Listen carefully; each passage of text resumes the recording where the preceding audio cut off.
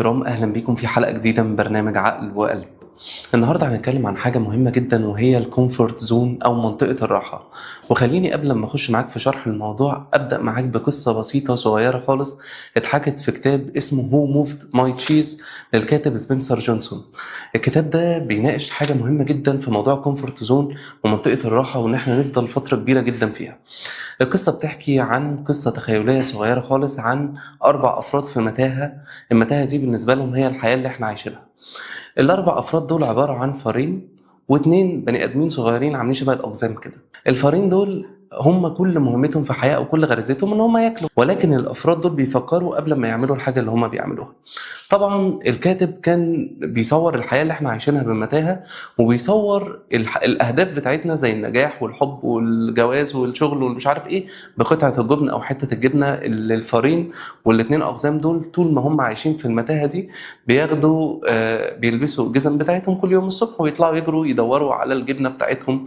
طول الوقت ال4 أفراد اللي عايشين جوه المتاهة دول ما بيعملوش حاجة غير إن هم بيعملوا كده.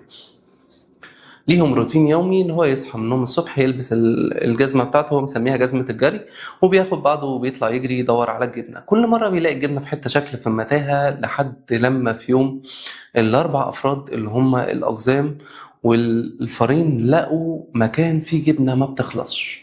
تخيل فرحتهم بالجبنه اللي هم لقوها دي عامله ازاي. جبنه ما بتخلصش، فانا مش محتاج ان انا اشتغل، مش محتاج ان انا اصحى كل يوم الصبح ادور على حاجه معينه عشان اعملها. لا خلاص، انا بقى عندي الحاجه بتاعتي وموجوده باستمرار، ومن مصدر يعتبر مصدر امان ان الجبنه فيه ما بتخلصش.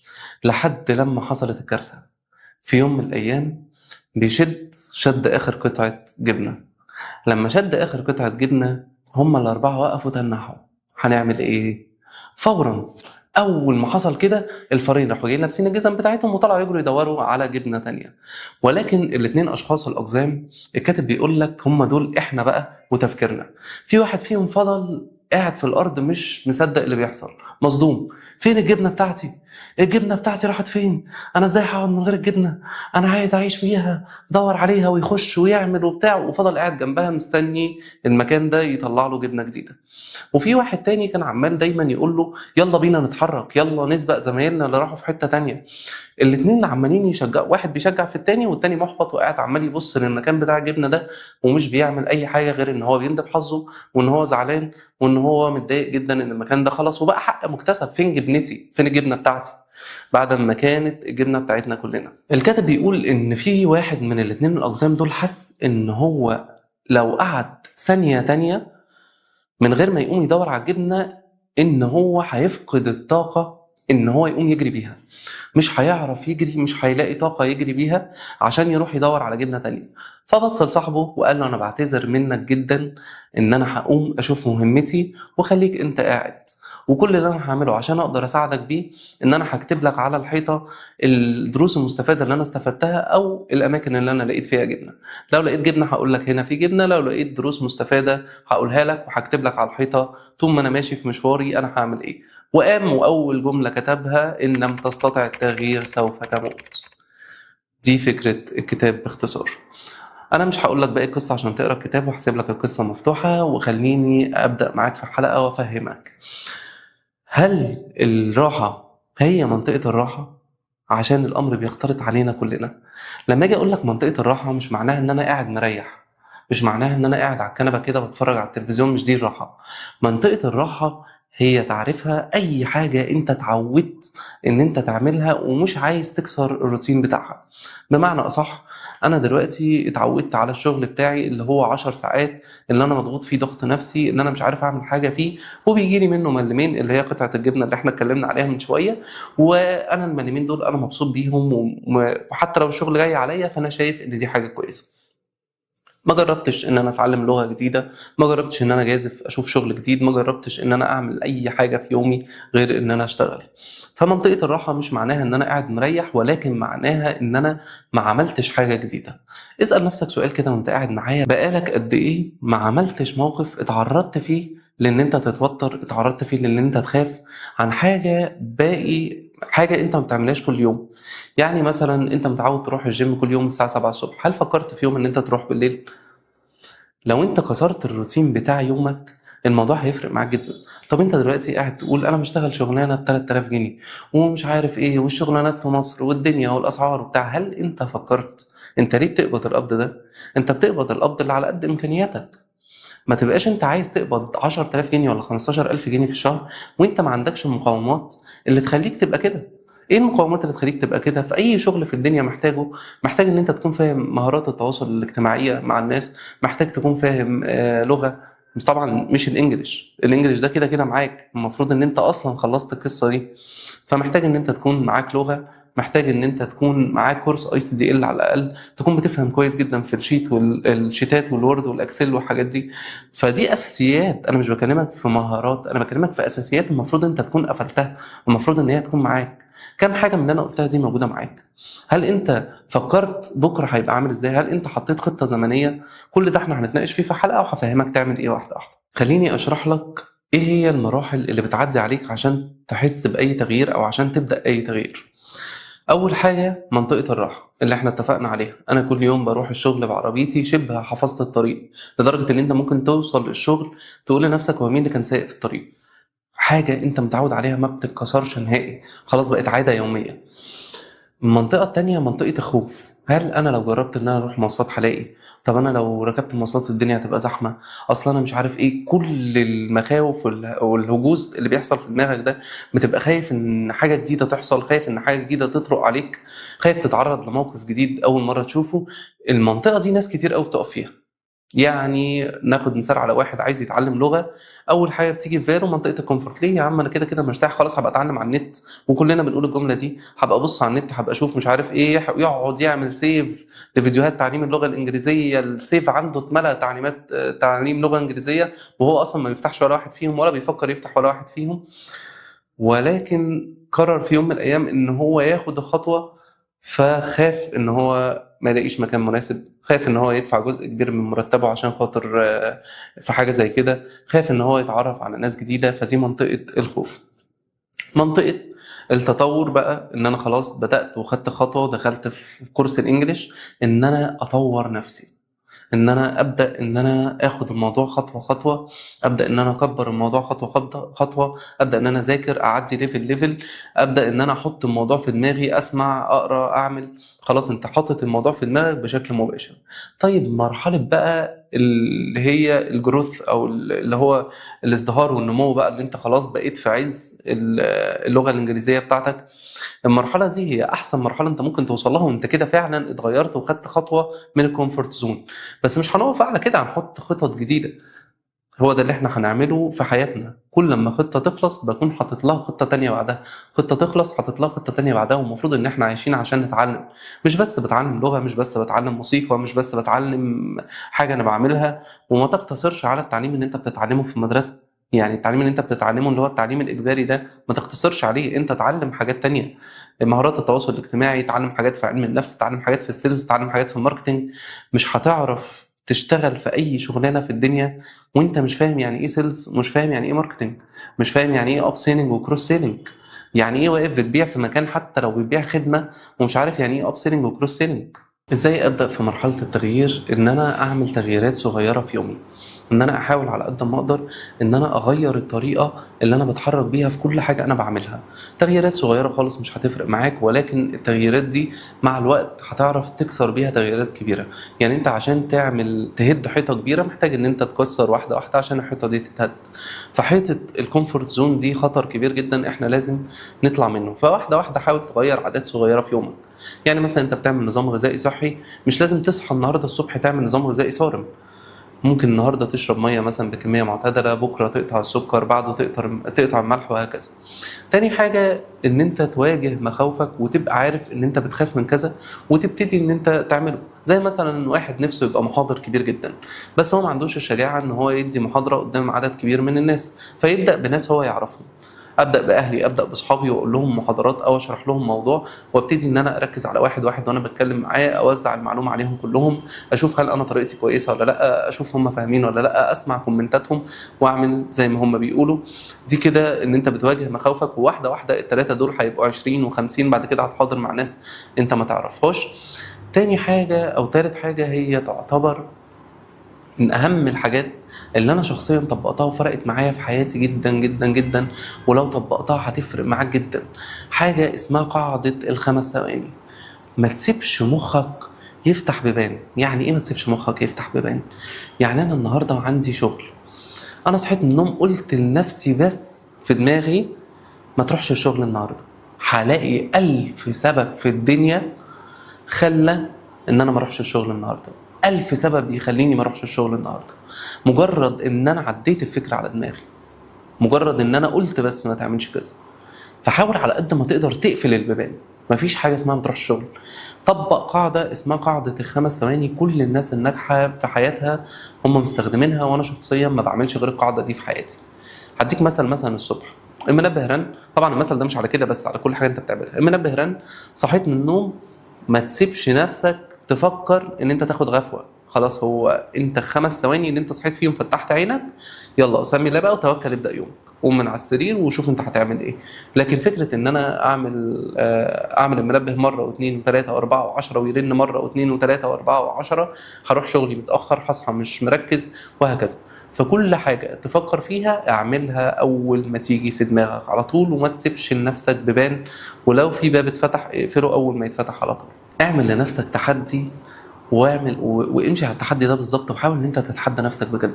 تحدي 30 يوم ان انا اخس، تحدي 30 يوم ان انا اعمل كذا، تحدي 30 يوم ان انا اتعلم مهارة كذا. والله والله والله انت لو قعدت فتحت اليوتيوب ساعتين هتفهم جوجل شيت اللي هو عامل شبه الاكسل ده بالظبط، هتعرف كل حاجة عنه. اكتب بس جوجل شيت عامل شبه الاكسل، واذكى من الاكسل واحسن من الاكسل، وهيسر عليك حياتك. وهتقدر تفتحه من كذا موبايل في البيت، ينظم لك حسابات، يعمل هو اكسل بالظبط. اتعلم طول ما انت قاعد اتعلم، ما تسيبش وقت فراغ، ما تسيبش الفراغ ياكل فيك. واخيرا حاول تطلع من الكومفورت زون، وحاول على قد ما تقدر ما تضيعش لحظة من عمرك في الفراغ. خليني بقى اخدك في موضوع تاني خالص، موضوع يهمنا كلنا وكلنا بنتعرض ليه الفترة دي. عمرك سمعت عن حاجة اسمها تعفن الدماغ او برين روت؟ عمرك سمعت المصطلح ده؟ عدى عليك؟ في كاتب اسمه نيكولاس كار عامل كتاب اسمه ذا شالوز. الكتاب ده بيتكلم عن ان الكاتب نفسه هو بدأ يحس ان هو تركيزه بيقل. تركيزه بيقل في كل حاجة هو بيعملها، مش قادر يقرأ صفحتين كتاب على بعض، حاسس ان هو مش قادر يعمل مهمة لحد الآخر، كل حاجة هو بيعملها فيها تأثير. فلما بدأ يحس وبدأ يراجع اللي هو بيعمله في يومه، بدأ يلاقي ان مسكتنا للتليفون بشكل مستمر، او السوشيال ميديا اللي احنا بنتعرض لها بشكل مباشر طول اليوم، اثرت على كل حاجه موجوده في حياتنا. الريلز اللي مدتها 30 ثانيه والحاجات اللي مدتها 10 ثواني دي بدات تخلينا تركيزنا يقل في كل حاجه احنا بنعملها. خليني كده اديك انت اللي بتتفرج عليا دلوقتي كتاب واقول لك اقرا منه 3 صفحات. هل انت هتقدر تقرا 3 صفحات؟ لا. ليه؟ لان انت مخك اتعود ياخد المعلومه بسرعه جدا، زي الفاست فود كده بالظبط. واحد دلوقتي بياكل فاست فود فبياخد متعه سريعه، ده اللي دماغك بتعمله بالظبط. انت اتعودت تعدي على الريل، تعرف اللي انت عايزه وتغير الريل اللي بعده، حتى ما بتكملش فيديو 3 دقايق على بعض. انت خلاص اتعودت على كده، دماغك اتسيستمت على كده ان هي تاخد اللي هي عايزاه بسرعه جدا. وده اكبر غلط انت ممكن تعدي عليه.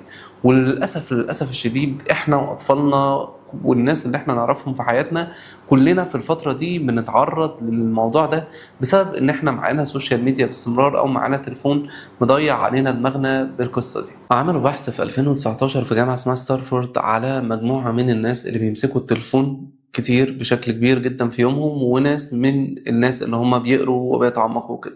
لقوا ان الناس اللي بيمسكوا التليفون في ايدهم كتير دول تركيزهم 30% مرتب. يعني انت متخيل يعني ايه 30%؟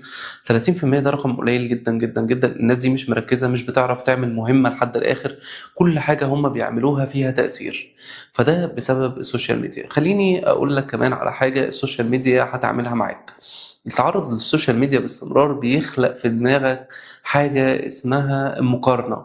انت طول الوقت اللي انت شايفه في الموبايل ده انت عايز تعمل زيه بالظبط.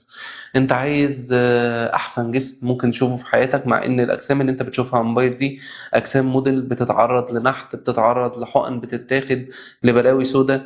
أنتِ عايزة تجيبي أغلى فستان في الدنيا اللي أنتِ شايفاها لابساه دي دافعة فيه ملايين ودافعة فيه ألوف. أنت عايز تلبس أحلى بدلة أنت شُفتها عشان أنت شايف موديل لابسها، الموديل ده البدلة دي مش بتاعته والبدلة دي هو لابسها عشان يورّيها لك، والبدلة دي غالية جدًا، جدًا، جدًا، فأنت كل توقعاتك أعلى من الطبيعي، فبيخلق لك حالة من عدم الرضا مش طبيعية. واكتر حاجة بتحصل دلوقتي للموضوع ده ان البنات ما بقوش بيتجوزوا لان هم ما بقوش عايزين عريس بالمواصفات الطبيعية، هم عايزين عريس لاقصى درجة في الدنيا، عايزة مهند، عايزة مش عارف سيلفستر ستالون ولا مش عارف ايه، المهم ان هي عايزة واحد بمواصفات احلى حاجة في الدنيا. طب زي ما اتكلمنا من شوية، هو احسن واحد في الدنيا، انت هتقدمي له ايه؟ انت مين عشان هو يختارك؟ بس هي دي فكرة. ما علينا، خلينا نتكلم في حتة ان احنا بنعلى بنعلي سقف توقعاتنا بسبب السوشيال ميديا. في حين ان انت لو بصيت على جدك وجدتك مثلا هم اتجوزوا ازاي، بصيت على جدك وجدتك زمان كان تفكيرهم عامل ازاي، بص على رجال الاعمال الناجحين دلوقتي هتلاقي ان ابهاتهم هم السبب في النجاح اللي هم فيه، لان ما كانش فيه سوشيال ميديا، كانت الناس دي بتفكر كتير جدا. طيب وبيعمل معانا ايه تاني على المستوى العقلي؟ بيعمل قلة تركيز، قلة صبر، ودي مهمة جدا جدا جدا، ان احنا خلاص مبقاش عندنا صبر على كل حاجة. على المستوى النفسي بيجيب لك اكتئاب على المدى البعيد، لان زي ما احنا قلنا طول الوقت انت شايف حاجة في صورتها المثالية.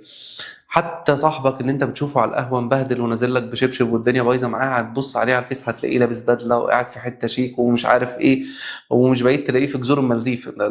فالموضوع ان السوشيال ميديا دايما بتخلق عالم افتراضي لاعلى درجات في احسن حالاته. عمر ما حد مثلا هيجي يكتب لك انا النهارده اتخصم من مرتبي كذا، ولا حد هيجي يكتب لك انا النهارده شفت مديري بيزعق لي في الشغل، لا، هو هيجي لك في احسن صوره ليه على السوشيال ميديا. طيب على المستوى الجسدي بيعمل ارهاق وضعف بدني وصداع، فحاول على قد ما تقدر ان انت تتخلص من عاده السوشيال ميديا دي، لان دي كارثه. وبجد بجد حاول على قد ما تقدر ان انت تمنع نفسك عن التليفون ولو ساعة واحدة كل يوم، وبالتدريج لحد لما تمنع نفسك عن العادة السيئة دي. حاول تبدل عادة السوشيال ميديا دي بان انت تقرأ، اقرا كتير جدا جدا جدا. القراية بتفتح افق في دماغك كبيرة جدا، هتعلمك حاجات كتير وهتعلمك ازاي تتعامل مع الناس. حاول على قد ما تقدر ولو تقرا كل يوم صفحتين. حاول على قد ما تقدر ان انت تتعمق في التفكير مع نفسك. اقعد مع نفسك واعمل زي يوجا كده، وحاول على قد ما تقدر تطلع بيها من التفكير المستمر ده. في النهاية السوشيال ميديا هي مهمة لأن هي بتثقفنا وبتعلمنا حاجات كتير جدا، ولو استخدمناها صح هنطلع من وراها بمكاسب كبيرة. ولكن طول الوقت حاول على قد ما تقدر إن هي ما تخليهاش هي تتحكم فيك وتحكم أنت فيها، ما تخليهاش تتحكم في ولادك وتحكم أنت فيه. وخلينا نتكلم في مهارة تانية، وهي مهارة إدارة الوقت. مهارة إدارة الوقت دي من أهم المهارات اللي أنت ممكن تعملها. في كتاب حلو جدا ومهم جدا، أنت لو قريته هيفرق معاك جدا في الحتة دي، وفرق مع ناس كتير قوي، والناس دي بدأت حياتها تتغير بسبب الموضوع ده. كتاب اسمه Getting Things Done. الكتاب ده فرق جدا جدا جدا لكاتب اسمه ديفيد ألين. الكاتب حس نفسه ان هو في دوامة ما بتخلصش، مواعيد كتير وحاجات كتير بتحصل وهو مش عارف يعمل ايه، والدنيا بتتدربك فوق دماغه، لحد لما فهم ان الموضوع كله إدارة وقت. إدارة الوقت مش معناها ان انا امسك اجندة واقعد اكتب فيها انا هصحى الساعة 7 افطر، هصحى الساعة 12 مش عارف اعمل ايه. إدارة الوقت هي معناها إدارة الوقت المهدر في يومك او في حياتك. ازاي اتعلم ان انا استفيد من كل لحظة موجودة في حياتي؟ ودي فكرة الGTD اللي هو Getting Things Done اللي هو عمله في الكتاب بتاعه. الموضوع ده مهم جدا جدا جدا، وتعالى اعلمك النظرية دي. الGTD دي تقنية اخترعها الكاتب بتاع الكتاب ده اللي هو ديفيد ألين، ومعناها Getting Things Done اللي هو اسم الكتاب. أول حاجة فيها فكرة التجميع. التجميع إن أنا أول ما حاجة تيجي في دماغي أكتبها فورا، ما تسيبش حاجة جوه دماغك. وده اللي بيحصل معايا أنا شخصيا لما أجي أخطط لحاجة، فأول ما الحاجة دي تيجي في دماغي حتى والله لو نايم بقوم وراح جاي كاتب الحاجة دي، يا إما على موبايلي يا إما كاتبها في ورق كده أو أي حاجة عشان الحاجة دي ما تطرش من عقلي. وفي معظم الأحيان أنا لو ما كنتش كتبت الحاجة دي كانت الحاجة دي مش هتبقى موجودة وما كنتش هلاقيها.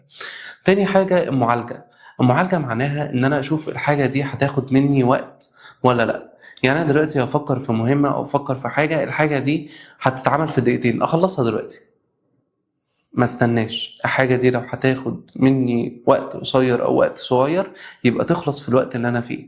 لو حاجة ينفع تخلص النهاردة ما تستناش لبكرة. فمرة كنت قاعد مع رجل أعمال ناجح جدا جدا جدا.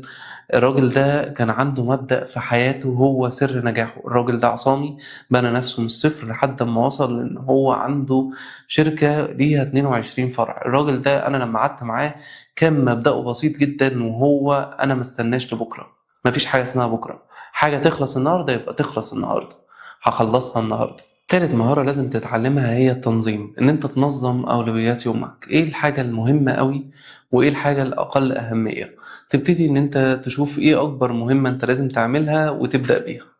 عندك مهمة صعبة تقيلة على قلبك، حاجة عايز تخلصها، يبقى تبدأ بيها. انت دخلت الشغل دلوقتي، عندك في المكان بتاعك او الشركة بتاعتك ومخزن عايز يتظبط، المخزن ده اتقل حاجة على قلبك واكتر حاجة انت بتكرهها، خش ابدأ يومك بيها وخلص اكبر مهمة في يومك في بداية اليوم. رابع حاجة المراجعة، ان انت تراجع على الحاجة اللي انت بتعملها. واخر حاجة التنفيذ. المراجعة بتتراجع من كل يوم، حاجات اللي بتتراجع كل يوم وفي حاجات بتتراجع كل اسبوع. والتنفيذ ان انا اخد خطوة وانفذ الخطوة بتاعتي لحد الاخر واعمل عليها ضن، ويبقى المهمة دي خلصت المهام اللي انت المفروض كاتبها في ورقة زي ما احنا اتعلمنا في اول مهارة. وفي مهارة مهمة لازم تتعلمها في ادارة الوقت وهي المماطلة. ما تقعدش تمط في الحاجة، ما تبقاش حاجة اللي هتاخد دقيقتين تخلصها في ساعة. ما تخليش جنبك أي ملهيات وانت بتعمل الحاجة اللي انت بتعملها. يعني في فرق ما بين واحد يخلص الدرس بتاعه أو يخلص مذاكرته في ساعة، الواحد كل ربع ساعة يقوم يفتح التلاجة يشوف فيها ايه، يخش يغلس على أخوه، يعمل يمسك الموبايل مش عارف ايه. ده خلص المهمة وده خلص المهمة، بس ده ضيع وقت في المهمة دي وده ما ضيعش وقت فيها. فدي حاجة مهمة جدا. تاني حاجة لازم وضوح الأهداف. لازم تكون عارف انت الهدف بتاعك ايه. يعني أنا دايما بسأل نفسي وبسأل صحابي، انت عندك ايه هدف قصير المدى وهدف بعيد المدى؟ السؤال ده أنا بسأله لكل الناس اللي أنا أعرفها، وللأسف 3/4 الناس اللي أنا سألت لها السؤال ده ما كانش عندهم إجابة. عندك ايه هدف بعد 3 شهور تعمله؟ ايه هدفك في الحياة؟ كأنك كده راكب تاكسي وبتقول للسواق يلا. يلا فين؟ يلا. أيوة يلا، عايز تروح فين؟ انت عايز تروح فين في حياتك؟ السؤال بتاع الانترفيو اللي بيتقال في كل انترفيو اللي هو انت شايف نفسك فين بعد 5 سنين، السؤال ده مش هباء. السؤال ده هو بيشوف هل انت شخص منظم، عندك إدارة للوقت، بتعرف تفكر، انت مين. هو ده السؤال بيتسأل، مش سؤال أهبل بيتسأل وخلاص. بالعكس، ده هو بيشوف شخصيتك من السؤال ده. فانت لازم يكون عندك خطة قصيرة المدى مدتها 3 شهور، وخطة طويلة المدى من 6 شهور لسنة، ولازم تعمل على تنفيذها وتكون فاهم انت فين في الخطة دي. يا ترى انا في اولها، في بدايتها، في نهايتها، زي المراحل اللي احنا اتكلمنا عليها اللي هي النمو والتنفيذ واللي احنا قلنا عليه من شوية. هديك شوية استراتيجيات كده تنظم بيها وقتك، والاستراتيجيات دي عالمية مش انا اللي اخترعتها. في نظرية اسمها 80-20، ان انت تعمل الحاجة في وقت صغير بس تعملها بإتقان زي ما اتفقنا. انا هقعد اذاكر يبقى انا قاعد بذاكر، انا هعمل كذا يبقى انا قاعد بعمل كذا دلوقتي، مش هعمل اي ملهيات لحد لما اخلص كذا اللي انا بعمله دلوقتي ده. تاني استراتيجية ان انت تقسم المهام بتاعتك على مدار اليوم، مهم وعاجل، مهم وغير عاجل، غير عاجل ومهم، غير عاجل وغير مهم. لازم تبقى عارف الأربع حاجات دي من الحاجات اللي انت بتعملها في يومك، وتبقى منظم كل حاجة انت بتعملها على الأساس اللي احنا قلنا عليه ده. تالت حاجة ان انت تفهم كويس جدا ان انت لو اديت نفسك وقت الحاجة فهو الوقت ده ان انت هتعمل فيه حاجة. بمعنى انا دلوقتي قلت انا هخلص البحث ده في 3 شهور، يبقى البحث هياخد منك 3 شهور. قلت انا هخلصه في شهرين، يبقى البحث هياخد منك شهرين.